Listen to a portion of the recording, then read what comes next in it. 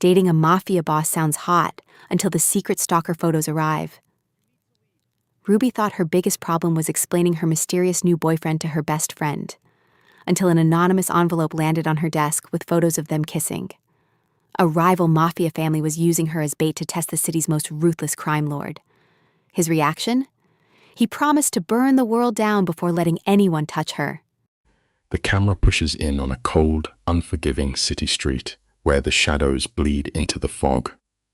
Let us watch this tragedy unfold together. You and I, our focal point is Ruby Hayes. For 6 long months, the suffocating weight of depression had confined her to isolation, leaving her starving for any flicker of human warmth. A friend had promised her a savior named Julian, and Zam with blonde hair and bright blue eyes. But loneliness has a cruel way of blinding us to danger, making us eager to step right off the ledge. She agreed to this blind date, seeking salvation, but walking directly into the jaws of a Greek tragedy. Every cinematic frame, every chilling gust of winter wind, whispers that the stage is meticulously set for a predator to claim a profoundly broken soul. The lighting shifts to the neon glow of the Crimson Lounge at 8 o'clock. Freezing February winds whip at Ruby's fragile silhouette. She is shivering in clothing chosen entirely to project desirability rather than offer any genuine warmth. We have all done this, sacrificing our own comfort just to be seen by a world that rarely cares. Her glasses immediately fog over in the biting chill, physically and metaphorically blinding her to the jaws of the trap. The velvet-draped entryway demands strict obedience to an elitist dress code, an isolating mechanism designed to strip away her confidence. The camera lingers on her trembling posture. In this disorienting, high-status darkness, her baseline defenses simply wash away, leaving her terribly exposed to the shadows waiting inside. The shot tightens on her trembling fingers, knuckles white as she clings desperately to a vintage purse, treating it like a lifeline in a storm. She scans the oppressive, smoke-filled darkness for 2 specific props, a dark suit and a copy of her favorite Russian literature, when her frantic eyes land on a solitary male figure sitting at the bar with those exact items. Her lonely heart surges with a dangerous rush of dopamine. It is a profound, tragic human flaw that when we are truly desperate for a lifeline, we will see a savior in the face of an executioner. She projects the phantom image of her promised Julian onto this total stranger, completely disregarding his hidden face and dark hair. The fatal cognitive snare snaps shut, beautifully framed by the dim amber bar lights. The rhythm of the scene accelerates into sheer, unadulterated chaos. To mask the agonizing insecurity screaming in her chest, Ruby wraps herself in the false armor of a fictional romantic heroine. But pretending to be bold never truly protects the fragile heart underneath. Instead of approaching with the nervous caution of a real woman, she acts with reckless, impulsive theatricality. The camera circles as she grabs the stranger's chair, spinning him around in the shadows, and initiates sudden, uninvited physical contact. It is a heart-stopping moment of irreversible error. She thinks she is writing the opening scene of a sweeping romance, completely oblivious to the agonizing truth. With one desperate move, she willingly steps into the elegant, suffocating web of a true apex predator. Upon that fatal contact, the auditory landscape drops into a terrifying silence, replaced only by the rush of her own pulse. The man does not flinch. True danger never pulls back from a sudden touch. It simply devours it. Instead of the confused startle of an innocent bystander, he reacts with immediate physical dominance. His heavy hand seize control of her, pulling her deep into his suffocating orbit. It is the chilling reflex of a man who owns every room he breathes in, Her fragile reality dissolves into raw sensory terror, the sharp sting of expensive liquor on his breath, the unyielding iron of his grip. When the slow motion ends and her eyes finally flutter open, the devastating, horrifying truth of her catastrophic mistake crashes over her in a wave of cold dread.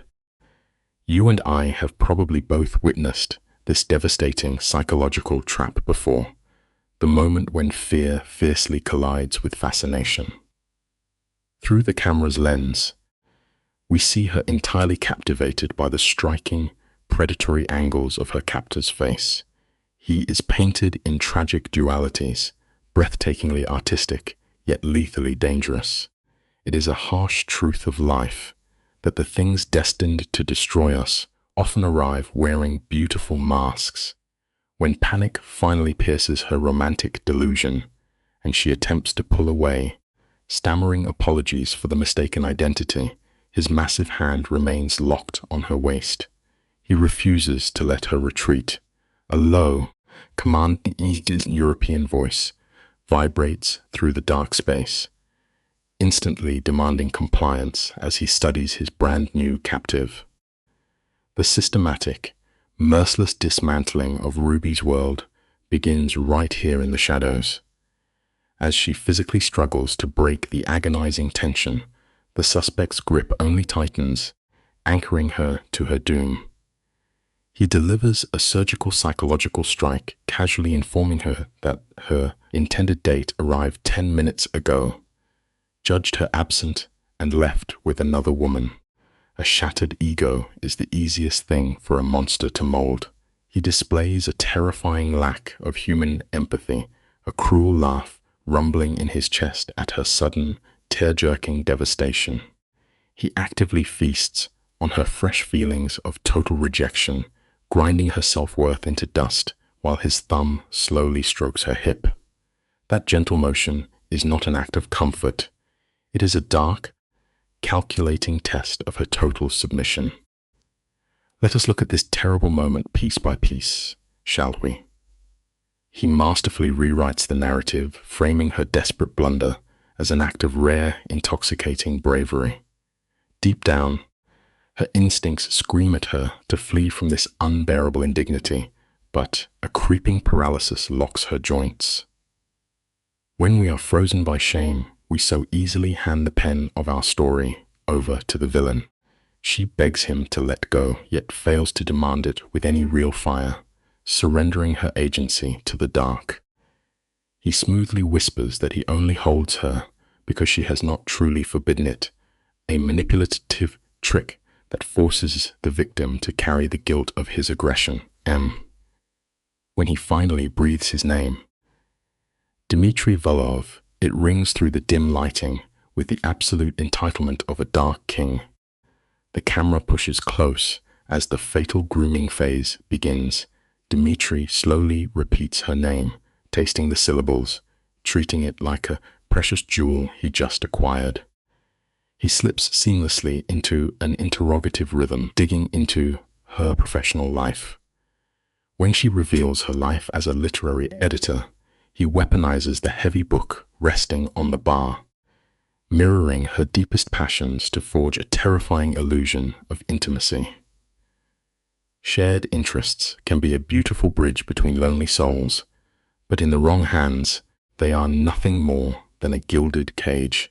He frames her tragic mistake as a destined cosmic collision. This dark mirroring sows the agonizing seeds of Stockholm Syndrome, tricking her starving heart into believing she has found a rare protector in a cold, unforgiving city. Notice how the lighting seems to trap them as he releases his punishing grip, but only to dictate her next move. He points to the empty stool beside him, a silent command demanding total obedience. When Ruby weakly tries to reclaim her morality, whispering that his hold was an assault, he effortlessly flips the script. He binds them in shared transgression, claiming they are both equally guilty. It is a tragic reality that shared guilt binds us to the wrong people much faster than love ever could. When she hesitates, his tone shifts into a dark, coercive rumble disguised as a polite request. Her compliance is entirely inevitable.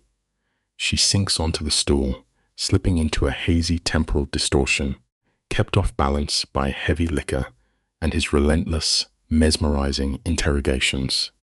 The scene drowns in a heavy, cinematic haze of psychological love bombing. Dmitri floods her with grand, overwhelming attention, artificially inflating her shattered worth to dizzying heights. Yet, beneath this romantic performance, he remains an impenetrable fortress of dark secrets. Attention is undeniably intoxicating to a lonely heart, but absolute secrecy is the poison hidden inside the glass. He masterfully deflects her questions, offering only heavily curated crumbs of humanity, a love for classic literature, and a tender mention of a younger brother. As the heavy liquor blurs the edges of the room, Ruby's clouded mind finally registers the deeply terrifying imbalance. She realizes she has been bleeding her truths for 2 solid hours while he remains a beautifully terrifying shadow. In a desperate bid for air, Ruby attempts a feeble rebellion. She laughs nervously, joking that with his intense secrecy, he might just be a lethal criminal. It is agonizing to watch. Our primal instincts never lie to us, yet we so often try to laugh off the warning bells just to keep the peace. Dmitri's reaction is a masterclass in cinematic manipulation. A warm, disarming hum vibrates in his chest, temporarily shattering his violent aura and replacing it with a deceptive, boyish charm. He smoothly feeds her a tired, universal cover story of an import and export business, but the camera lingers on that terrifying micro-hesitation before he speaks. It is a calculated leak of his true, arrogant darkness, a silent dare for her to look past the mask and see the monster underneath. Stick with me now. We are about to witness the devastating moment the steel trap permanently locks. Ruby synthesizes the clues perfectly, recognizing his vast wealth, his roots, and his terrifying dominance. But then, she commits the ultimate heartbreaking error. She projects her own agonizing loneliness onto him. We so often project our own deep brokenness onto others, desperately hoping that fixing them will somehow heal ourselves. She genuinely believes she has uncovered a hidden, wounded humanity within him, completely failing to understand that a monster views isolation not as a painful scar, but as a necessary weapon. The heavy, lingering silence that follows is not a profound romantic connection. It is the chilling quiet of a predator calculating his final, fatal strike. The camera pushes in on Dmitri, catching a calculated tremor in his jaw, a terrifyingly perfect performance of pain. He lets the shadows swallow half his face as he drops a quiet warning about what he truly is. When Ruby pushes back, he leans into the light and confesses his own darkness. There is a simple lesson here. We always want to believe we are the single exception to a dangerous rule. By admitting he is a monster, he makes her feel like his only savior. His fingertips graze her jawline, a gentle touch that seals her fate, whispering of a sudden obsession. When he tells her they are leaving for his place, the scene fades to black. It is not an invitation for romance. It is the heavy, undeniable thud of a steel cell door locking them in. Notice the audio design here, the heavy, rushing sound of Ruby's pulse drowning out the room. His words drop like stones into dark water. Her body knows she's in the presence of a predator, her breathing fast and shallow. Dmitri sets the trap right in the open, asking what she wants to do now that she knows the risk. Today, you and I are going to watch this tragedy unfold, frame by frame. He shifts the entire weight of the choice onto her. She has the perfect chance to walk away and roll the credits. Instead, she leans forward and asks for another kiss. The lesson is brutal but necessary. Never confuse a monster's polite warning with actual safety. His mouth claims hers in the dark, a cold, calculated move meant to burn down her last bit of logic. The lighting shifts from the neon blur of the city to the stark, blinding white of his penthouse morning. He did not hold her with love, but with the heavy, territorial grip of a man marking what belongs to him. Her body trembles, a pure biological terror that her mind desperately tries to relabel as passion. This is how the brain protects itself when trapped. When she wakes, the camera pans across the towering ceilings and the crushing luxury of the bed. It is a set designed to make her feel small and cut off from the real world. The memory of the long, silent car ride flashes behind her eyes. Sometimes in life, the things that look like safety are just beautifully decorated cages. He holds her, not as a partner, but as a stolen prize he has no intention of returning. This quiet morning scene is where the tension truly breaks her mind. Ruby turns her head slowly, the rustle of the sheets deafening in the silence.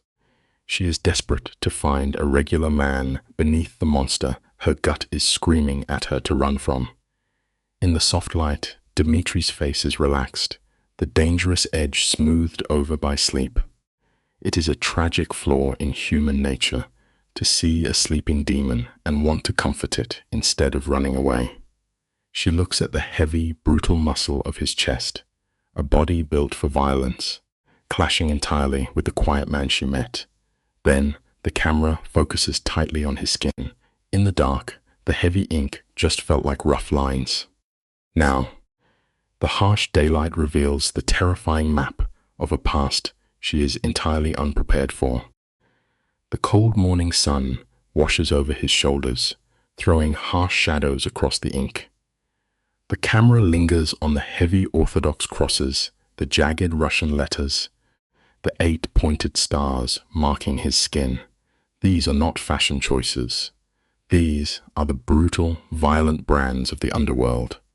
Finally, her body sounds the ultimate alarm. She has to get out, walk away, and pretend none of this ever happened. Life teaches us that when our instincts scream to run, we must listen immediately. She holds her breath, shifting her weight to slide off the mattress. But the moment she moves, his heavy arm locks around her waist, pinning her fast. His eyes are still closed, his breathing is perfectly even. It is a terrifying shot. The predator is asleep, but the cage is still wide awake. Watch the subtle framing of this exchange, the way he effortlessly tears down her walls. She stammers out normal, everyday excuses about having to work, trying to cling to the ordinary world. He ignores the words entirely and zeroes in on the terrifying drumbeat in her chest. He presses a broad hand flat against her heart, feeling the panic. He isn't holding her to make her feel safe. He is measuring his own power over her. We often try to negotiate with people who only understand absolute control. When she weakly claims she does not do casual things, his voice drops to a deadly whisper, promising that this is not casual at all. He traps her against the pillows, claiming total authority over whatever happens next. His mouth comes down hard, shutting off the last lights of her reason. The passage of time blurs, trapping them in the suffocating light of the bedroom until well past noon. This isolation is a deliberate, cinematic choice, cutting the cord to the outside reality. The room itself is cold and sharp, but stacked against the walls are hundreds of worn books in a dozen languages. Ruby admits she thought his reading at the bar was just a cheap trick to look smart. His slow, arrogant smile barely reaches his eyes as he tells her he has no need for tricks. Here is a sobering truth. When we are afraid, we search for any familiar detail to make a frightening person seem normal. We desperately want the bad guy to just be a guy who likes books. By focusing on his quiet hobbies, She is busy painting the bars of her own cage to make it look like a home. Stick with me, because you and I are going to look closely at the exact moment the trap snaps shut. Dmitri paces the room, a slow, heavy rhythm, stating he knows exactly what his weaknesses are. When she dares to ask if she is one of them, the air in the room turns dangerously thick. He flips the script, demanding to know why she has not run away yet. She tries to blame him, whispering that he will not let her leave. But he shatters that lie instantly, telling her she is still here simply because she wants to be. The hardest lesson to learn is that our own hidden desires can be weaponized against us. He forces her to look in the mirror and admit she is choosing this darkness. He sees the quiet, desperate boredom of her everyday life, and he uses it to pull her all the way under. The most horrifying revelation for Ruby is not the tattoos or the shadows in his eyes. It is the sinking realization that he is absolutely right. She wants to be in this dangerous room. She tries to laugh it off, weakly joking about how civilized people are supposed to act on a first date. But Dmitri does not miss a beat, smoothly replying that they are simply ahead of schedule. The camera follows him into the sleek, modern kitchen, the terrifying mobster suddenly playing the role of a quiet domestic partner cooking a meal. He even casually mentions his mother. The life lesson here is as sharp as a knife. A monster who cracks eggs and makes you breakfast is still a monster. The warm illusion of ordinary safety only makes the cold, inevitable violence that much harder to survive. Standing in the morning light, Dmitri speaks quietly about his demanding mother and her impossible dreams for his happiness. He paints a beautiful, tragic picture of a simple life, a wife, laughing children, a quiet home, and then softly admits he can never have it. It is a brilliant, devastating piece of acting. He shows her just enough brokenness to make her want to put the pieces back together. We often make the fatal mistake of confusing a person's sadness with their safety. She watches the precise, controlled way his hands move, completely blind to the steel jaws snapping shut around her ankle. He sighs, claiming his dark family history ruins everything. In her eyes, the dangerous predator is gone, replaced entirely by a broken, lonely boy she is determined to save. We need to pause and look closely at this moment together, because this is where the true point of no return happens. He sits across from her and offers a beautiful, deadly illusion of choice. He promises to tell her the absolute truth, swearing she can walk out the door right after. Then, in a low, even voice, he lays out his family's bloody grip on the city's underworld. He is not doing this, to be honest. He is testing the strength of the chains he has wrapped around her mind. Sometimes, people will show you exactly who they are just to see if you are foolish enough to stay. He feeds her the facts piece by piece, watching the horror bloom in her eyes. He is intoxicated by his own dark legend, daring her to look at the monster in the daylight and still choose to sit beside him. The camera slowly closes in on Ruby's face as the puzzle pieces finally lock into place. The crushing wealth, the terrified bartender, the brutal ink covering his skin. Her voice shakes as she finally calls him a criminal. Without missing a beat, he calmly corrects her, calling himself a businessman with rough methods. Notice the terrifying arrogance in his posture. He claims he did not ask for this dark throne, but only inherited the heavy burden of keeping order in the chaos. The dangerous lesson here is how quickly poison can taste like wine when poured by the right hand. She begins to absorb his twisted logic, seeing him not as a killer, but as a dark, tragic king. He is not asking for her permission to be a monster. He is demanding she bow to his reality. By every logical measure, She has the keys to walk out. Every screaming survival instinct is begging her to run for her life, and yet the camera lingers on her frozen hands. The poison of the bond is already in her blood. She weighs the cold, bloody truth of his empire against the intoxicating warmth of his touch in the dark. She asks why he would risk his life just to tell her the truth. He looks away, lowering his voice, and confesses that kissing her brought a sudden spark of light into his pitch-black world. He actually uses the word hope. There is no trap more lethal than making someone believe they alone have the power to save a doomed soul. He takes his darkness, sharpens it into a blade of guilt, and hands it to her, making sure she will never be able to walk away.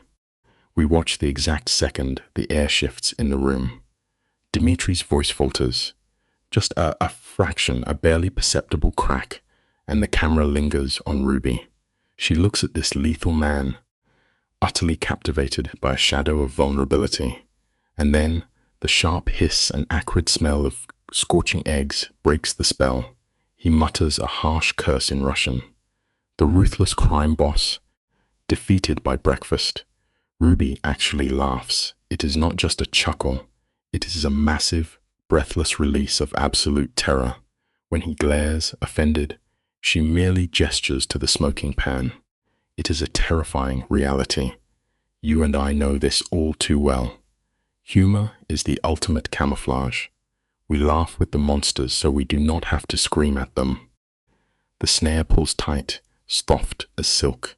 Ruby steps into the cramped kitchen, the harsh morning light catching the dust motes around them. She reaches for the bread. "I will make toast," she murmurs, stepping willingly into this strange domestic fantasy. Dimitri watches her, his dark eyes unreadable. "You are not running," he observes, his voice a low rumble in the quiet apartment. She nods. He closes the distance, his heavy hand coming to rest on her fragile shoulder. A quiet, possessive weight, he whispers that his enemies will now see her as a target. It is a brilliant, devastating move. He crowns her with his own danger, making her feel irreplaceable. A brutal truth of the human heart. When the wolf warns you of the dark woods, it is only to keep you in his den. We see the tragedy unfold in the subtle softening of her jaw. Ruby gazes at a man who thrives on violence, actively rewriting her own survival instincts. She tells him she knows there are no happy endings here, mistaking her reckless self-destruction for a grand courage. It is a desperate trick of the mind. She smiles, a fragile, trembling thing, and hands over the keys to her life. Dimitri catches the shift instantly. He pulls her against his chest, his breath warm against her hair. "You are either incredibly brave or completely stupid," he whispers. A masterful stroke of affection wrapped in a quiet insult. We all do this, do we not? We dress our most fatal mistakes in the glittering clothes of destiny, just to bear the weight of the fall. Let us watch the walls close in around her.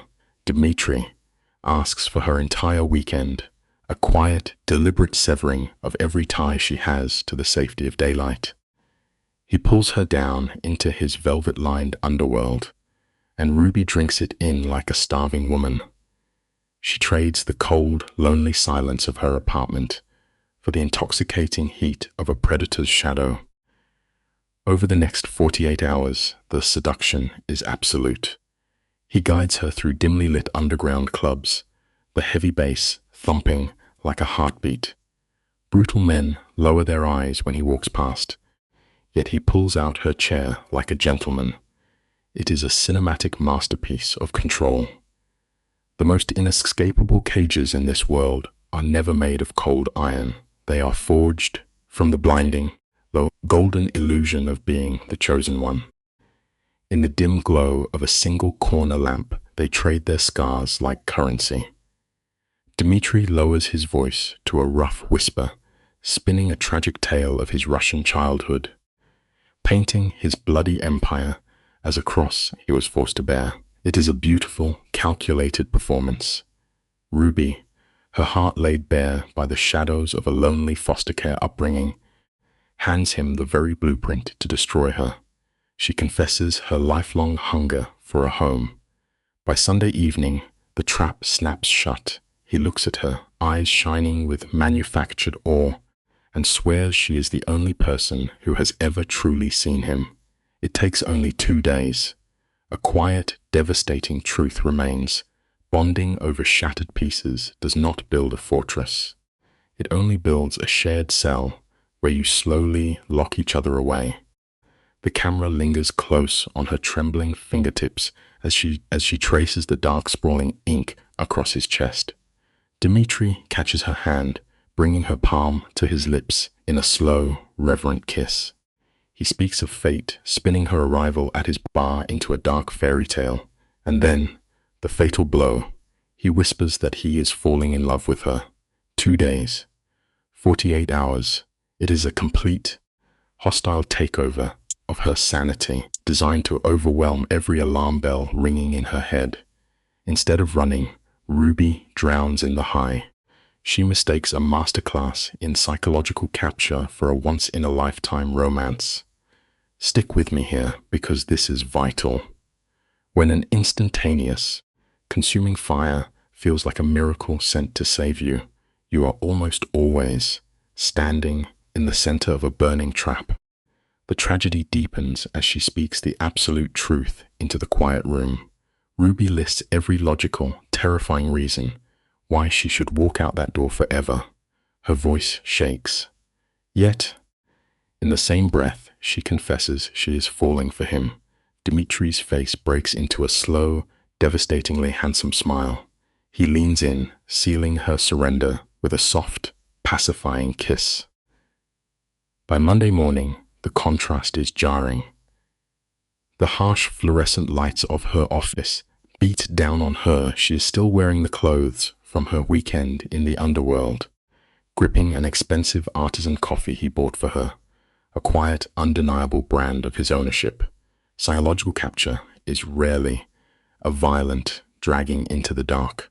Usually, the victim walks right back into daylight, fiercely protecting their own chains. Under the unforgiving glare of the publishing firm, the scale of her detachment comes into focus. Her friend Chloe blocks her path, demanding to know where she has been. For 3 days, Ruby was a ghost, missing dates, ignoring the world. Cornered by a sane mind, Ruby physically shrinks. She brushes off her weekend in the belly of a crime syndicate as a minor slip-up. Just kissed the wrong man. She lies, forcing a casual laugh. Chloe stares back, her eyes wide with a creeping horror. She sees the ghost behind Ruby's eyes. It is the most terrifying phase of a freefall. When you start lying to the people who love you to protect the monster who does not. A brutal reality we must face. Descending into total madness rarely feels like falling. It feels like finally taking flight. Let us look at this piece by piece, shall we? Consider the woman Ruby used to be. A woman who reads the fine print, who never sits with her back to the door. Suddenly, she is building a wall of lies between herself and her oldest friend. Why? Because the cognitive dissonance is roaring in her ears. She just spent the weekend sleeping next to a violent predator, but her mind focuses only on the way he recited poetry, the way his eyes tracked her every move. He gave her the drug of feeling completely seen. When Chloe presses harder, Ruby pivots, offering nothing but vague corporate jargon to shut down the interrogation. It is a quiet, tragic turning point. The precise second you start hiding your reality from the people who keep you anchored, you have already been swept out to sea. The sharp buzz of her phone shatters the office tension. It is a message from Dmitri, perfectly timed, missing you already, dinner tonight. It is a relentless, suffocating pace, designed to give her logic zero room to breathe, and the camera catches the tragedy in full color. Ruby actually smiles. It is a flush of warmth so out of character that Chloe physically snatches the phone from her grip. Chloe demands the truth, no more games. Ruby nods, but her eyes remain glassy, staring right through her friend. Her fingers tremble slightly as she types back, "I will be there." A brilliant mind totally dismantled by a few calculated words. We all crave that intoxicating rush of being wanted, but we forget the danger. Predators do not feel love, they simply manufacture the illusion of it. When Ruby asks where to meet, Dimitri does not hesitate. "My place, I am cooking." It sounds so wonderfully ordinary, does it not? Yet, it is a surgical move to pull her off neutral ground and lock back inside his controlled environment. They trade playful texts about burnt toast, sealing the date for 7. Later, across a crowded cafe table, Chloe launches her interrogation. Ruby feeds her friend a heavily sanitized script, a chance meeting at a dark bar. Great conversation, instant chemistry. When Chloe frowns, asking for the catch, Ruby simply shrugs and calls him complicated. Let this be a warning you never forget. When someone looks you in the eye and describes a brand new romance as complicated, they are furiously burying red flags they are too terrified to acknowledge. Chloe leans across the table, refusing to let it go. Ruby stares down at her untouched salad, painting a vague portrait of a man with demanding work and heavy stress. Chloe rolls her eyes, assuming he is just another tired Wall Street trader. But then Ruby's voice drops. She describes his towering frame, the dark hair, those freezing gray eyes. She admits, with a nervous flutter in her chest, that he looks like he belongs in a violent film. The kind of face that makes you want to run and lean in at the exact same time. The camera captures the profound irony. The danger itself has become her drug. Chloe reminds her that she hates everyone. A tragic, enduring truth. The people who lock their hearts behind the thickest steel doors are always the easiest for a monster to completely shatter. Chloe watches Ruby under the harsh cafe lights, noting a terrifying shift. For years, Ruby operated with clinical detachment, discarding men after 3 months. Yet now, while she gazes at her phone with blind infatuation, Dimitri texts a picture of his ruined kitchen, joking about his terrible cooking. Ruby types back a genuine smile breaking across her face. Chloe calls it deeply unsettling, but Ruby simply whispers that she is happy. Look closely, because you and I are watching the grooming phase take hold. He manufactures vulnerability to disarm her. Here is a haunting truth about life. We so often mistake a carefully curated moment of charm for a person's soul, forgetting that a dangerous predator can still laugh at a joke and burn a piece of toast. Chloe leans across the table, her voice thick with genuine dread, begging her friend to wake up. That single warning haunts Ruby all day. She knows Dimitri is a violent shadow, a man wrapped in chaos. But the psychological roots are already taking hold. She craves the addictive drug of his total attention over the safety of her own life. She walks into his penthouse anyway. The air hangs heavy with the smell of burnt garlic and impending ruin. Dimitri stands at the door, pressing a finger to her lips. It is a quiet, devastating moment. The greatest tragedy we face as humans is this: when you actively choose to ignore the screaming alarms in your own head because someone makes you feel special, you are the one locking the cage from the inside. The camera frames Dimitri in the wreckage of his kitchen. His hair is unkempt, his expensive shirt stained. To anyone else, he is just a man defeated by life. But stick with me. We are about to uncover what is really happening. This is the calculated theater of a megalomaniac. By playing the helpless fool, he shatters her defenses. The scattered pots and ruined beef stroganoff are a carefully arranged stage play. He tells Ruby with a sheepish grin that he mistranslated the Russian recipe, confusing a gentle simmer with an aggressive boil. It is a quiet reminder of his violent roots while silently demanding her pity. The lesson is clear. Manipulators will gladly play the fool if it means they can control the narrative, using engineered weakness to trap a willing heart. Watch Ruby's body language as she processes his frustration. She steps into his space, wrapping her arms around his broad shoulders. In the shadows of psychology, this mimics the early stages of a hostage bond.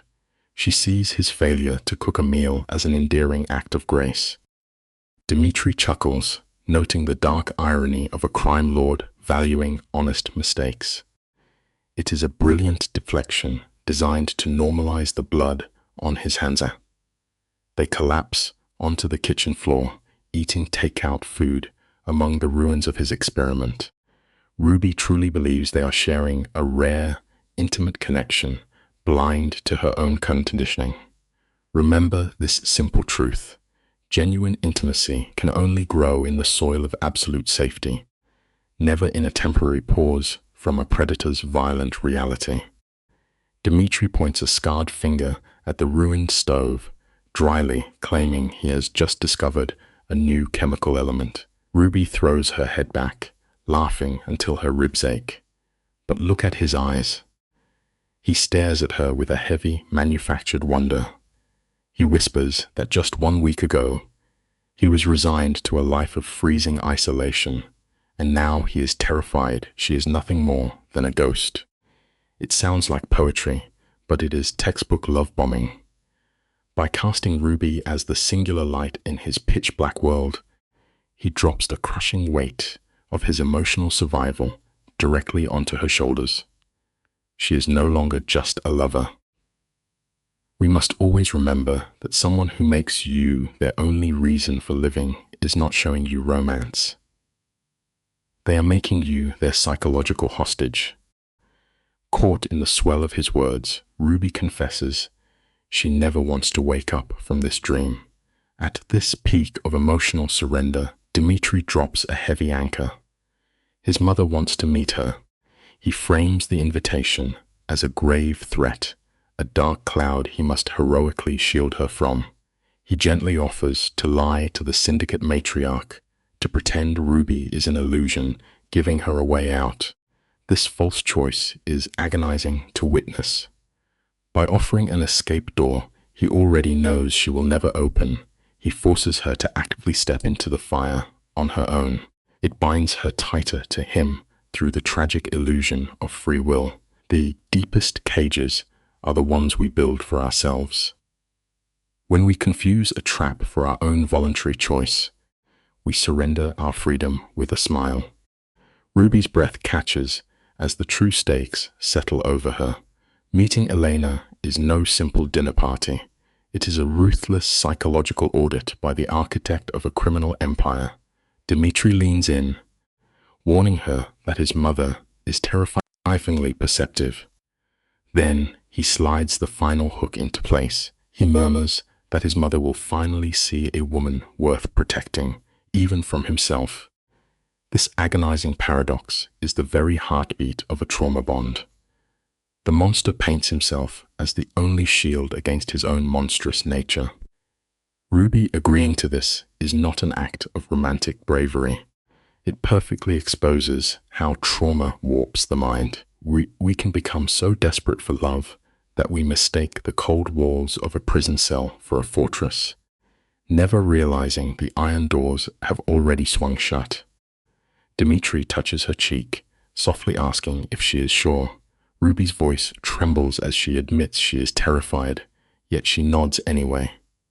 Watch this moment, because it is devastating. She is suffocating her own survival instincts just to keep him happy. He whispers that he chose her not because she is safe, but because her soul mirrors his own. To a fractured, lonely girl, this feels like salvation. In truth, it is a predator locking down his food source. He feeds her the exact poetry she craves, so she will walk blindly into the slaughterhouse. A vital lesson lives in this quiet destruction. The most dangerous people do not drag you away kicking and screaming. They make you feel so entirely seen that you willingly cut your own ties to the outside world. They stay tangled on the cold tile, pretending the sun will never rise. But morning always breaks the illusion. Let us step into the Brooklyn brownstone to meet Elena Volkov.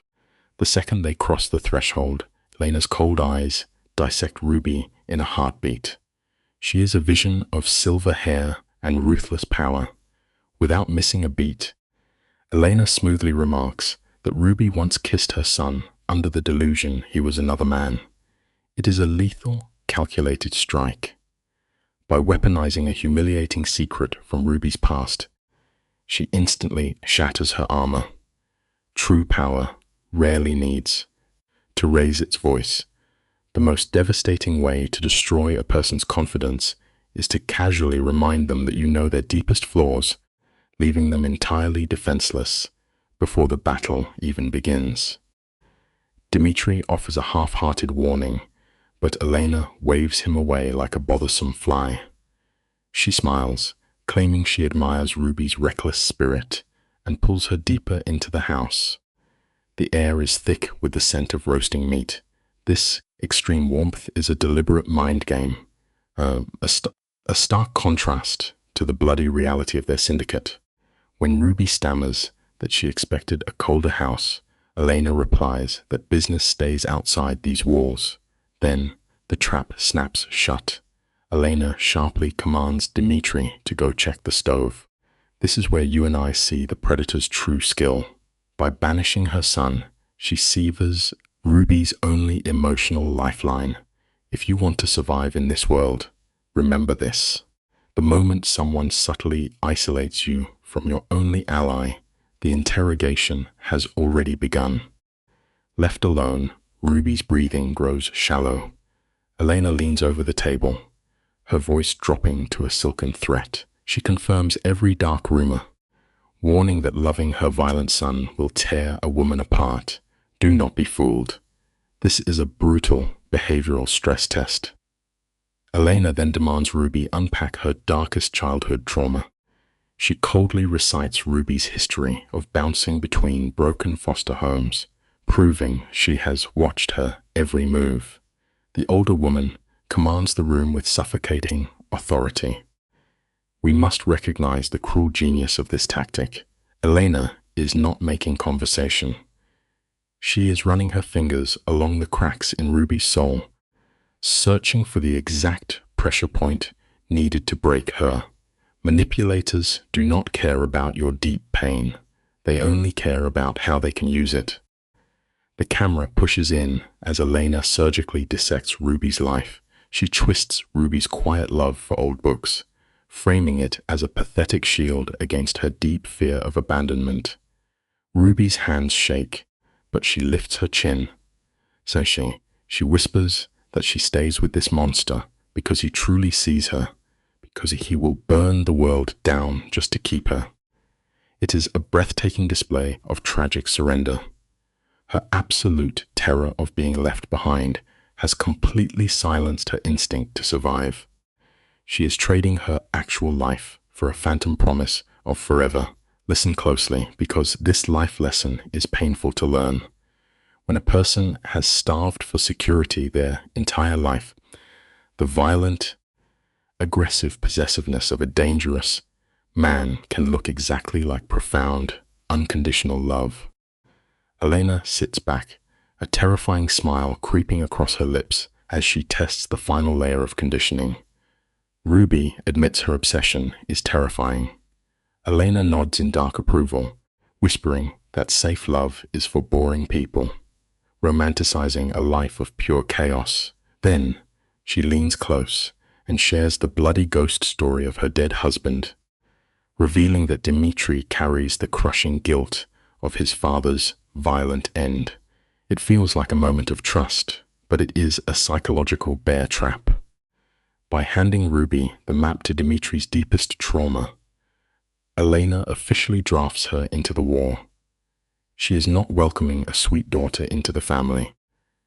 She is hiring a permanent emotional shield for her broken son.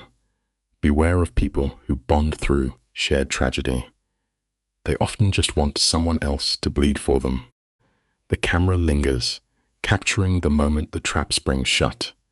Elena's voice is velvet over broken glass, softly telling Ruby that surviving Dimitri's orbit means she is either profoundly special or undeniably dangerous. It is a tragic binary, tricking the girl into feeling like a queen among wolves. Right on cue, Dimitri steps from the shadows to play the reluctant savior. Elena merely laughs, swirling her vodka, masking a death threat with a casual joke about borscht. The lethal tension melts into a sick, cozy domesticity. It is devastating to watch. This violent swing between mortal danger and familial laughter shatters a person's compass, leaving them blindly trusting their captor. The hardest lesson we ever learn is that sometimes the most comforting fires are simply the ones built to burn us alive. Enter Mila, slipping into the frame beneath the amber glow of the dining room chandelier. The sister plays her part perfectly, acting as the harmless distraction. She gossips about paperback novels, openly rolling her eyes at her brother's blood-soaked empire, as if he merely worked late at a corporate desk. With a gentle sigh, she dismisses Dimitri's brutal cruelty as nothing more than the ache of a lonely man, claiming Ruby alone has cured his dark moods. It is a beautifully orchestrated trap. By turning a lethal killer's isolation into an endearing flaw, the family feeds Ruby's tragic savior complex. They hand her the leash to the monster, securing her complicity. The sad truth of human nature is that our desperate need to fix broken people is usually the very thing that breaks us in return. The conditioning settles deep into the bone. Mila gently rests her hand over Ruby's, begging her not to be frightened by Dimitri's frozen exterior. She whispers a sweet, absurd story about him weeping during a children's film. The camera pushes in as the killer is humanized, burying the false belief in Ruby's heart that a tender boy lives beneath the monster. Finally, Elena holds her gaze across the table, her voice dropping to a heavy register. She tells the girl she belongs here, whether she knows it yet or not. You and I can see the tragic reality dripping from the frame. This isn't an embrace, it is a life sentence. The cruelest lesson of all is that the most inescapable prisons are always the ones we lock ourselves inside with a willing, grateful smile. For one fleeting night, Ruby allowed her exhausted mind to feel the warmth of true belonging. But friction always follows a lowered shield. The morning brings a jarring text from Chloe. Julian has breached the perimeter and is pacing their office lobby. Instantly, Ruby's breathing turns shallow, a visceral trauma response. To her, Julian ceased to exist the second her lips met Dimitri's. But Julian is bleeding from a shattered ego, his fragile pride screaming for validation. Ignored and humiliated, he abandons all dignity, causing a volatile public scene just to force her attention. Life reminds us here, quite violently, that turning a blind eye to an issue never makes it disappear. Unspoken obsessions only fester quietly in the dark until they are ready to tear the door off its hinges. Watch closely as Ruby steps into the lobby, her fingers pressing against her temples to numb the splitting headache of cognitive dissonance. Julian stands waiting. On paper, he is the perfect catch, sharp suit, projecting the manicured, hollow stability of a television commercial. Yet, today, his eyes are wild. He paces the tile like a starving animal, radiating the heat of a bruised narcissist. He blocks her path, demanding to know where she disappeared to over the weekend. humiliated to learn the truth through Chloe rather than her. Instead of offering grace, Ruby meets his frantic energy with eyes as dead as winter. She flatly tells him she simply had other plans. It teaches us a very cold truth. Genuine indifference will always be a far sharper, more devastating blade than anger ever could be. Julian refuses to retreat, narrowing his eyes to claw back his lost dominance. He demands a name, choking on the primitive instinct to know who took what he believes is his. Ruby tries to sidestep him, but Julian closes the distance, suffocating her with his looming frame and his sharp cologne. He tallies his efforts like a bitter merchant. The book he bought, the suit he wore, the table he secured. To him, romance is just a coin inserted into a machine, entitling him to her submission. The tragic irony lies in the hidden clockwork. Julian arrived early at Chloe's treacherous urging, while Ruby was given a later time. We must remember that in human relationships, treating affection like a calculated business transaction guarantees you will eventually end up completely bankrupt. You and I must watch the tragic ballet of Ruby's rationalization. She first tries to de-escalate the clash by blaming the crossed timelines, a reflex to appease a rising temper. But then, a shadow crosses her face, and she brutally retracts her polite offer to reschedule. She is tethered to the stranger now. Julian's jaw clicks shut, the physical tremor of a shattered ego. He sneers, ripping into her timeline, refusing to believe a bond could be forged in a single week. To him, this isn't romance. It's a frantic rebound from a failed social contract. Yet Ruby stands wrapped tightly in her denial, entirely deaf to his logic. It is a haunting reminder that a heart desperate for salvation will fiercely defend the very illusion that is actively destroying it. Julian bitterly lists the research he compiled on her, waving it like a receipt of his worth. He treats connection like a cold ledger, and today he feels violently robbed. He demands the other man's name, needing a target for his humiliation. A healthy instinct would scream at Ruby to walk away. Instead, intoxicated by a twisted defiance, she holds his gaze and drops the name, Dmitry Volkov. The shift is absolute. The angry flush drains from Julian's cheeks, replaced by the pale sweat of pure terror. He backs away, adrenaline flooding his trembling veins. Ruby merely frowns, utterly blind to the lethal magnitude of her confession. Life repeatedly proves that stubborn arrogance, when mixed with willful ignorance, is the most dangerous poison a person can consume. All the bluster drains from Julian's spine. His voice plunges into a breathless whisper. He leans in, desperately trying to crack her delusion, asking if she grasps the scale of the apex predator she is entertaining. When Ruby nods, Julian barks a hollow, broken laugh. He paints the grim picture.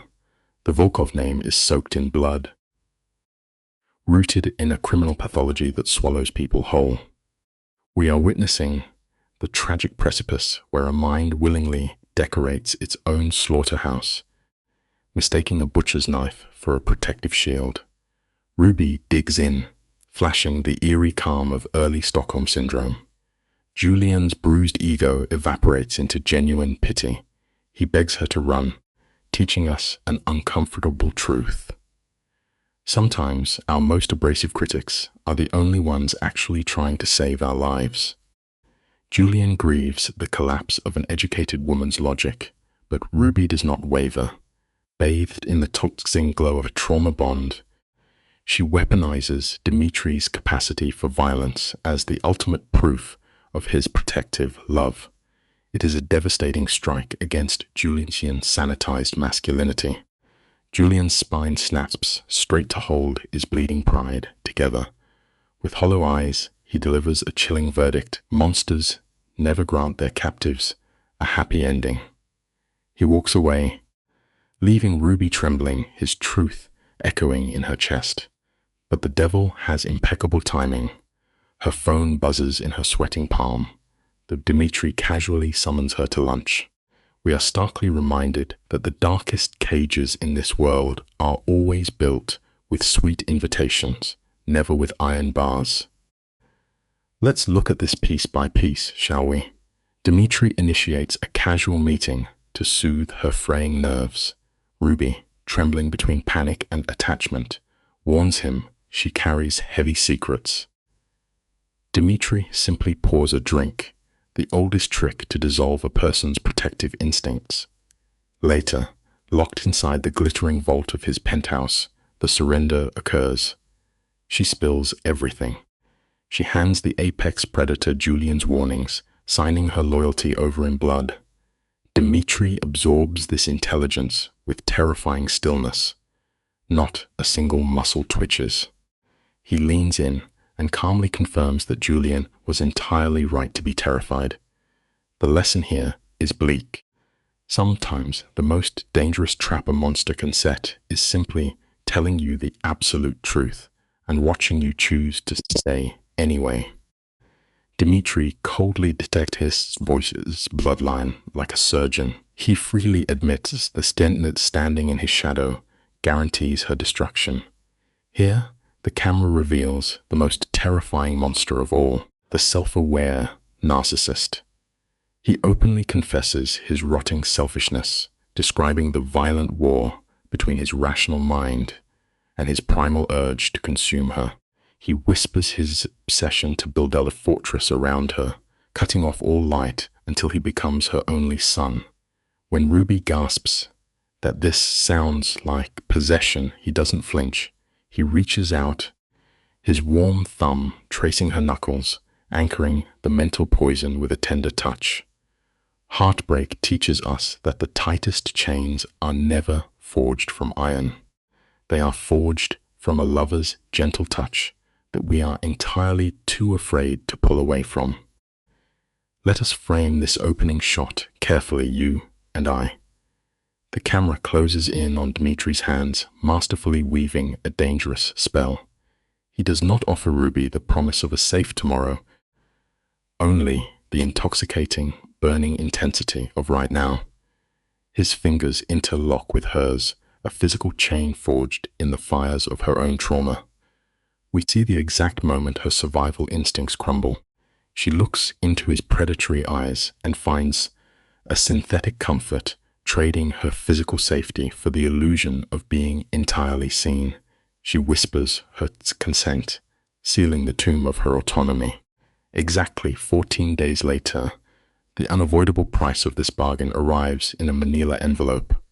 Sometimes, the choices that feel like salvation are the very things that guarantee our absolute destruction. The scene shifts to the sterile lighting of her office. Ruby sits at her desk, desperately trying to project normalcy. But you and I both know the past never honors a clean escape. Chloe, her unwitting friend, walks into the frame and drops an unmarked envelope onto the desk. The lack of a return address sends a cold spike of dread through Ruby's veins. Chloe frowns, noting the trembling hands that have plagued Ruby all week. Once, entirely alone, Ruby tears the paper open. Spilled across her desk is a terrifying reality. High-resolution photographs. Ruby and Dmitri eating, walking, whispering in his car. A hidden predator has mapped her every vulnerability. The tragic truth of our nature is that our deepest secrets always leave a footprint for others to follow. A typed note falls from the envelope, its words dripping with venomous threats of public ruin. The camera captures the violent tremor in Ruby's hands. Her mind races, dismissing her ex, Julian. His petty cruelty lacks this chilling clinical precision. The shadow falling over her belongs entirely to Dmitri's brutal underworld. Driven by the sickness of her trauma bond, she runs straight back to the man who painted the target on her back. When she drops the photos onto his heavy oak desk, Dmitri does not blink. He spreads the images out with the cold, unfeeling hands of a mortician, masking a catastrophic homicidal rage. It is a tragic reality we all eventually face. The protectors we run toward are often far more dangerous than the enemies we are trying to escape. The temperature in the room drops to freezing as Dmitri begins his interrogation. He demands exact times and every microscopic detail. Ruby describes the courier as entirely average, a ghost meant to slip through human memory. She wraps her arms tightly around her own ribs, a desperate attempt to hold herself together, begging to know why this is happening. Dmitri's voice turns to ice. He lists the phantoms in the dark, rival empires, ancient blood feuds, men hungry for leverage. He makes her new reality brutally clear. She is no longer just a woman. She is a crack in his armor. When she weeps, apologizing for her mere existence, he seizes her wrist. His grip is absolute. A love built on total domination is nothing but a beautifully decorated cage, meant to lock away the soul forever. A flicker of genuine remorse flashes in his dark eyes, but the guilt vanishes, swallowed by a chilling promise to hunt his enemies down and break them. This promise of slaughter should make Ruby run. Instead, the deep sickness of their bond twists his violence into a blanket of safety. She refuses to leave. Stepping closer, she reaches up and gently cups the face of a murderer, willingly chaining her soul to his sins. Something inside Dmitri shatters at her gentle touch. He pulls her into a crushing embrace, whispering a mad vow to burn the entire world to ash before letting anyone take her. It is a tragic human flaw that we so often mistake the very fire that threatens to consume us for the desperate warmth we need to survive. Watch how quickly the machinery of the underworld turns. Within 48 hours, Yuri steps into the heavy silence of the study. His face is a mask of carved stone as he delivers the grim intelligence. The ghost is Igor Morozov, a shadow working for the Sokolov family.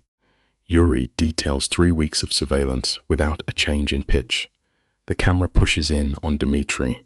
His jaw clenches, muscles ticking under his skin.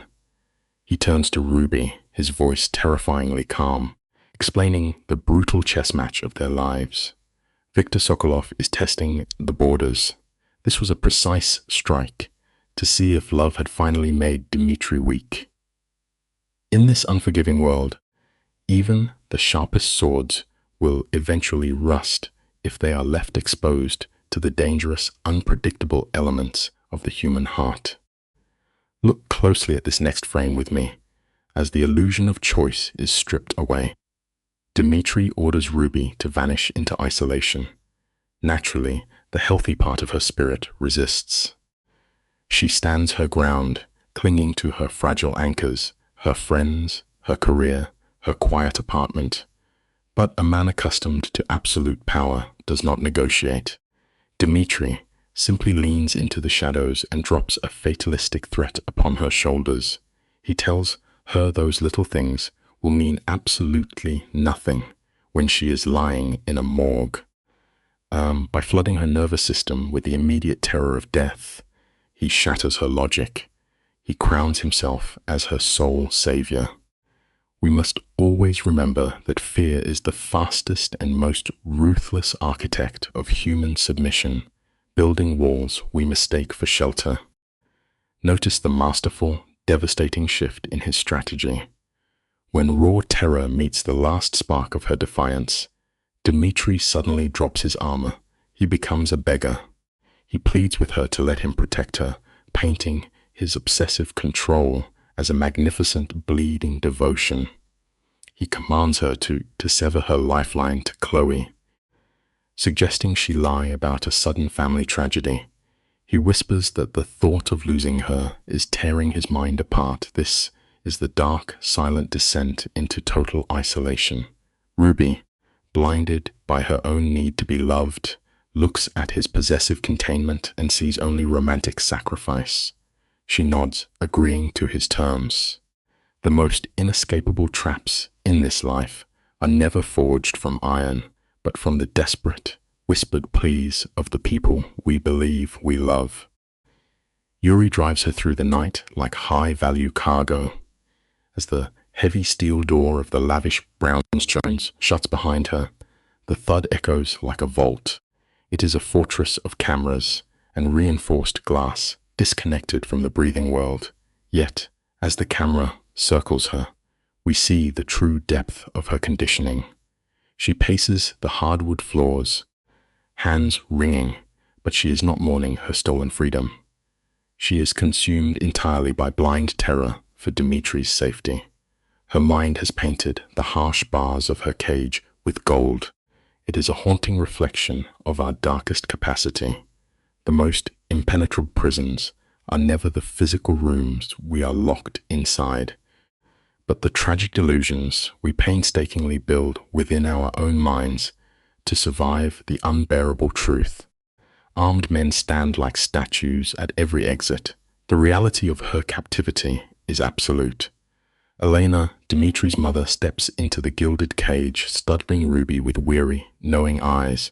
She asks if Ruby would have chosen this path had she known the bloody cost. Ruby raises her shield, deeply infected by her invisible chains. She fiercely declares she will not abandon him just because the shadows are closing in. She dresses her subjugation in the grand robes of a tragic romance. Elena merely looks at the young woman and sees the ghost of her own past staring back. It is a hard truth of this world. History does not just repeat itself quietly. It violently demands a new audience, perfectly willing to use our own lives to replay its oldest, most painful tragedies. This is where the poison truly takes hold, as the older generation teaches the younger how to bleed. Ruby begs to understand this terrifying new world. Elena pours the tea and becomes the mentor of madness. She recounts the violent history of her own marriage, carefully framing the gunfire and constant terror as an epic, beautiful romance. She teaches the girl how to normalize the suffocating panic. Elena's voice is soft as she commands Ruby to trust absolutely no one beyond their heavily guarded walls. She insists this paranoid isolation is the ultimate, glorious proof of devotion. Paranoia is seamlessly rebranded as fierce love. If there is one lesson to carry from this dark room, it is that a shared delusion between two broken souls is the most unbreakable bond on earth. The camera lingers on Elena's sagging shoulders. The reality of living decades on the edge of a knife is a soul-crushing exhaustion. She admits this, yet instantly covers her wounds with the golden bandages of romantic grandiosity. She describes simply eating a quiet dinner as a massive, defiant victory against a hateful world. It is a terrifying trick of the mind, magnifying basic survival to justify a life of horror. When her husband inevitably met a bloody end, she survived purely on bitter spite, refusing to let her unseen enemies win. Before the full weight of this lesson can sink into Ruby's bones, a piercing security alert suddenly shatters the quiet air. Red lights flash across their pale faces. True peace is merely a brief, cruel illusion for those who choose to live by the sword. Picture the dim, flickering light in the hallway as the engineered crisis finally shatters. The external threat, real or simply a ghost they invented, is gone. When he finally returns to claim his prize, he is physically ruined. His usually immaculate suit hangs heavy, disheveled, carrying the dark, metallic scent of the violence he just walked through. For her, the biological response is immediate, a violent, rushing flood of dopamine. Beside her, Elena murmurs a cold reminder that chronic paranoia is now her permanent shadow. Yet, the girl only sees his exhaustion. She doesn't see a monster, she sees a tragically beautiful God who bled for her. Sometimes, the most dangerous trap in life is mistaking a predator's fatigue for vulnerability. You and I can see the exact heartbreaking frame where her moral boundaries completely dissolve into ash. He leans in, his voice a gravelly whisper, attempting to reassure her that he used coercive persuasion rather than lethal force. He tells her there are no body, an admission that should make a normal civilian run for the door. But her ethical compass is already shattered. The camera pushes in close as she reaches out, her trembling fingers tracing the bruised line of his jaw. She tells him she never cared about the others. Her entire universe has shrunk to the heavy rhythm of his chest. It is a terrifying life lesson to learn. When you prioritize a monster's comfort over his crimes, you stop being a victim and become his silent, complicit partner. Watch how the true emotional climax of this trauma cycle relies entirely on sheer physical exhaustion. They collapse onto the heavy velvet mattress, fully clothed, their ruined nervous systems finally crashing after days of sustained, artificial panic. She presses her tear-stained face into his chest, confessing how she agonized over his safety while they were apart. The megalomaniac offers a soft, performative apology, which she instantly swats away, demanding only that he stay close. In a tragic twist of logic, she dismisses his lethal nature, laughing weakly and comparing his capacity for violence to a simple inability to cook. It teaches us a grim truth. The deepest sickness always wears the comforting, familiar mask of domestic intimacy. 3 months later, the camera pans across the cold, floor-to-ceiling glass of the Kingpin's fortified penthouse.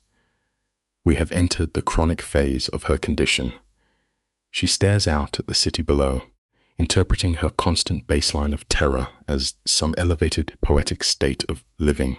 She thinks of her mother's old warnings, proudly convincing herself that feeling every emotion at an agonizing maximum volume is the only way to truly live.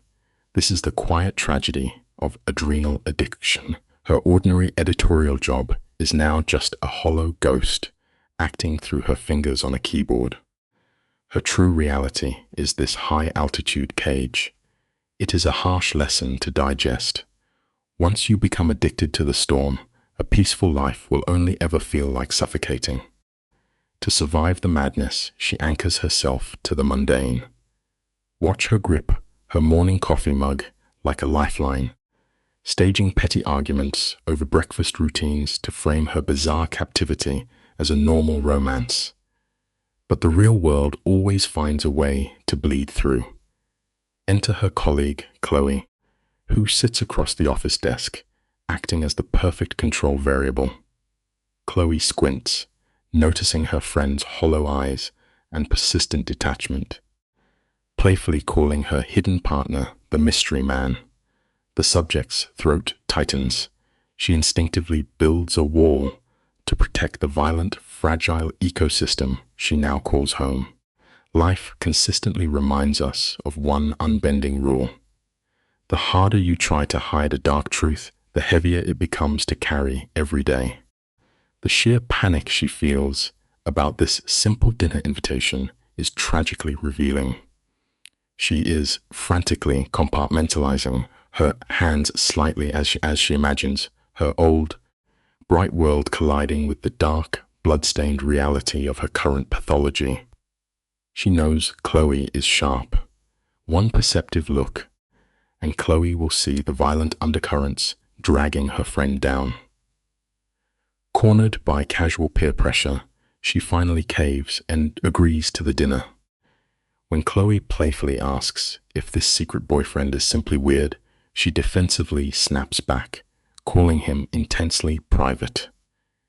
It is a haunting psychological truth. We will always reshape the ugliest facts into harmless little quirks, long before we ever admit we are sleeping next to a monster. Stick with me here, because the glowing text exchange on her phone screen perfectly captures the sheer absurdity of their lives. She types furiously, begging the kingpin to play the role of a harmless civilian for just 2 hours. She explicitly forbids his looming bodyguards and his natural urge to intimidate the room. He reads the screen, a dark smirk pulling at his lips, noting that stripping away his dominance leaves absolutely nothing of his true self behind. Yet, he agrees to wear the mask. Across town, she stands in front of a mirror, frantically tearing through her wardrobe to construct the visual illusion of a healthy, functioning woman. But no matter the clothes, the lesson remains. You can never dress a nightmare up in daylight and expect it to pass. Pacing the floor, she finally speaks the absurdity out loud, her voice cracking as she realizes she is dragging her innocent friend into the orbit of a violent criminal.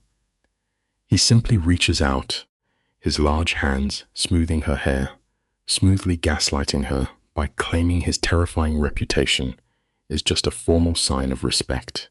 He promises to be charming. He promises to blend in.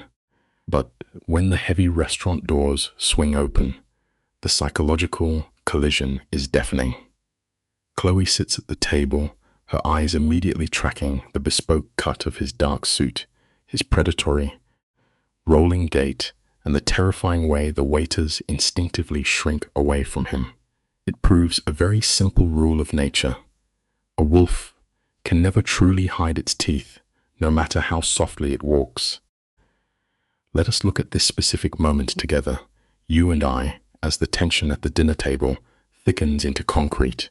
We watch Dimitri's step directly into the perilous arena of her old life. When Chloe leans forward, playfully prodding the mystery man for details, Dimitri deploys the flawless, chilling camouflage of an apex predator. He speaks in a soft, measured tone, claiming a boring life in corporate logistics to kill any suspicion. But Chloe is sharp, her eyes narrow, her natural immune response flaring up against the serial killer hiding just behind his expensive tie. She senses the coldness. The human instinct is a beautiful thing, teaching us a profound lesson. Always trust that sudden chill down your spine when someone seems just a little too perfect. The camera focuses on Ruby, her cheeks flushed as she rushes to cover the silence, frantically spinning the story of their fateful meeting. She paints it as a charming mistake in the smoky, dim light of a crowded bar, believing she had simply kissed her blind date. But beneath the white linen tablecloth, out of sight, Dimitri asserts his absolute physical dominance. His heavy hand clamps down on her knee, a tactile, suffocating reminder that she is his captive. They both knew the error that night, and yet neither stepped back. Here lie the deep, rotting roots of her Stockholm syndrome. It serves as a tragic life lesson for us all. A desperate, lonely heart will always try to rebrand a predator's calculated trap as an act of beautiful, serendipitous fate. Chloe refuses to back down, her investigative instincts silently screaming at her to pierce the polished armor of this highly organized offender. But Dimitri is a master of the stage, with the terrifying, unblinking calm of a true megalomaniac. He reaches for Ruby's hand and plainly states that he loves her. That single, unshakable declaration drops like an anvil, instantly crushing her friend's rising doubts. He leans back, laughing softly, as he fabricates warm, self-deprecating stories about his family and his terrible cooking skills. It is a flawless mirroring of human empathy. Remember this undeniable truth of the world. True monsters rarely lurk in dark alleyways, baring their teeth. They sit right across the dinner table, passing you the wine. The moment the apex predator excuses himself from the table, the air in the room instantly depressurizes. Chloe lets out a long breath, reluctantly leaning in to confess her tentative approval.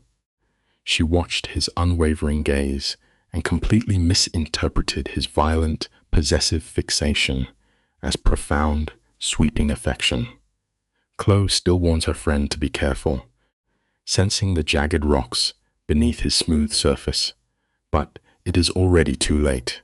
Ruby is submerged in her sickness. She knows the danger, yet she tightly grips the bars of her own prison. It is a deeply unsettling reality to face. Sometimes the captive will fight to keep the door locked because the brutal warmth of a known monster feels vastly safer than the cold uncertainty of freedom. Dimitri glides back into the dining room with the fluid, silent grace of a wolf returning to its rightful territory. Chloe issues her final provisional approval, offering a hollow threat about hurting him if he ever breaks Ruby's heart, a hilariously naive warning to a man who ends lives for a living. He simply smiles, neutralizing her completely. Weeks later, the camera finds them again, intentionally brought back to the Crimson Lounge. He knows exactly what he is doing. He uses the heavy red lighting and crushed velvet booths to trigger the exact memory of her initial capture, reinforcing the trauma bond. The lesson here is incredibly dark but necessary. The physical rooms where our hearts are first broken will echo in our blood for the rest of our lives. The camera slowly pushes in on the dimly lit bar, capturing the exact moment the atmosphere shifts. Ruby watches Dimitri's eyes soften, a sudden flash of warmth defying the cold, jagged edge of his usual nature. Let us look at this piece by piece, shall we? The bartender silently slides their drinks across the mahogany, entirely unprompted. The ambient noise fades as the terrifying truth washes over her. Dimitri had choreographed this entire symphony of romance weeks in advance, pulling strings from the shadows. His hand rests calmly on the counter, relaxed and masterful. It is a haunting reminder that for those who crave power, control is the only true romance. Real connection is messy, but the deeply scarred will always mistake a beautifully engineered trap for genuine affection. The warm amber glow of the room catches the slight tremor in Dimitri's jaw as he leans closer, his voice dropping to a gravelly whisper. He tells her of the shock that ripped through him when she first touched him, painting himself as a man wandering in the dark who suddenly found a spark. He looks deep into her eyes, weaving his beautiful venomous spell, assuring her that he is the only living soul who truly sees her fire and her frost. The lens blurs the background, isolating them perfectly. Exactly as he intended, we are witnessing the architecture of a psychological prison being built brick by brick. It brings us to a quietly devastating truth about the human heart. Our desperate, aching need to be completely understood can easily blind us to the lock snapping shut on the cage door. The quiet click of the velvet box opening cuts through the heavy air like a gunshot. Dimitri presents the ring, the dim light catching the brilliant stone and illuminating the scarred contours of his face. He masterfully plays the broken man saved by an angel, telling her that her light has fundamentally rewritten his violent soul. The tragedy unfolds as he openly confesses his monstrous nature, swearing he cannot offer her safety while simultaneously promising to be her eternal shield. It is a breathtaking collision of terror and romance. The bitter lesson here is timeless. The human spirit is terrifyingly adaptable, entirely willing to trade the bright open sky for a darkened cell, so long as the warden simply whispers that we are irreplaceable. A soft, trembling breath escapes Ruby's lips as she completely surrenders to the gravity of his darkness. The camera pulls back slowly as she slips the cold metal onto her finger, anchoring herself to a beautifully dangerous fate. All around them, oblivious patrons of the dimly lit restaurant erupt into joyful applause, perfectly framing the tragic irony of the scene. They are cheering for a lamb embracing the wolf. Her eyes, wide and shining with unshed tears, reflect a woman who has finally found her purpose in the chaos. We see a harsh, undeniable truth written in her tearful smile. When a soul has spent a lifetime shivering in the cold, the quiet safety of a normal life will never compare to the intoxicating, consuming heat of a raging inferno. Let us fast forward 6 months, stepping into the grand, quiet stillness of their wedding day. Golden sunlight streams through the glass, washing over a beautifully manipulated masterpiece. Chloe stands in the periphery, her initial dread entirely buried beneath the suffocating weight of white lace and romantic music. Heavy-shouldered men in tailored suits stand like silent gargoyles along the aisles. At the altar, Dimitri watches his bride approach, the corner of his mouth twitching with the profound satisfaction of a hunter claiming his prize. He leans in, offering a final, meaningless chance to walk away. It reminds us of a chilling truth. Society loves a beautiful surface, and we will happily drape the darkest, most terrifying, inescapable cages in the absolute finest white silk. The officiant's voice echoes through the hall, heavy with finality, as the psychological transfer of ownership becomes absolute. Ruby, a woman who grew up with nothing but shifting sand beneath her feet, has now anchored her existence to a man whose very name strikes terror into the streets. As the orchestral music swells and the opulent celebration begins, Dimitri pulls her close, his lips brushing her ear as he murmurs dark, eternal promises. His grip on her waist is fiercely possessive. We are watching a tragic dance of shadows unfold. It teaches us a haunting reality. Those who never knew the safety of a solid foundation will often build their homes on the edge of a jagged cliff, mistaking the terrifying, crushing weight of a predator for the steady ground they always craved. A full year drifts by, and the camera finds Ruby, wrapped in the quiet luxury of her publishing office.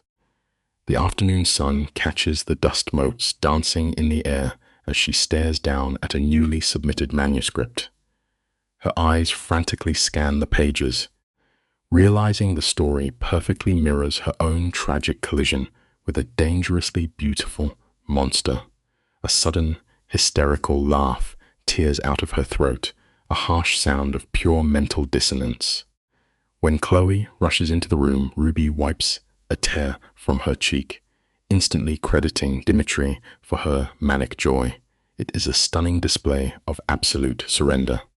We learn a hard truth about survival. Once the mind completely commits to a delusion, it will violently rewrite its own history just to make the surrounding madness feel perfectly sane. We are approaching a massive pivot in this tragedy. Stick with me, because this is where the ice finally cracks. Ruby stands in their opulent bedroom, her hands trembling as she delivers the news of the new life growing inside her. For the first time, the stone-cold facade of the apex predator shatters completely. Dimitri collapses inward, his broad shoulders shaking as genuine, uncalculated tears stream down his hardened face. It is a breathtaking visual of a monster meeting his maker, his dark legacy suddenly expanding into flesh and blood. It reveals a profound truth about the human condition. The most fortified walls are rarely brought down by force. They are dismantled by the overwhelming, fragile, and beautifully unexpected weight of new life. The months play out in a frantic, primal blur as the ruthless syndicate boss abandons all operational discipline, driven only by a desperate need to protect his legacy. The climax arrives in a quiet hospital room where Dimitri stares down at his newborn daughter. Her tiny chest rises and falls, a fragile breathing monument to their catastrophic trauma bond. With a trembling voice, he names her Nadia, the ancient word for hope. The sheer irony hangs heavy in the air. A man built on violence and shadows, violently grasping at the purest light. It leaves us with a beautiful, agonizing realization. Even the most deeply corrupted souls will desperately chase the dawn, yearning to possess just one completely untainted reflection of everything they can never be. The camera slowly pushes in for one final, intimate frame. Dimitri holds Ruby's gaze with desperate intensity, confessing that she alone rebuilt his shattered soul. A ragged sob escapes Ruby as years of tension break, washing away her pain in a flood of pure catharsis.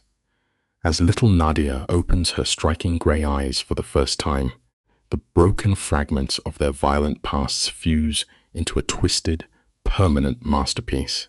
The raging storm outside finally fades into peaceful silence. We are left with a quiet, undeniable lesson lingering in the dark. Sometimes, our most reckless, catastrophic mistakes are the exact things we must experience to break our cycles, leading us safely through the brutal fire and delivering us to the genuine warmth of a true home.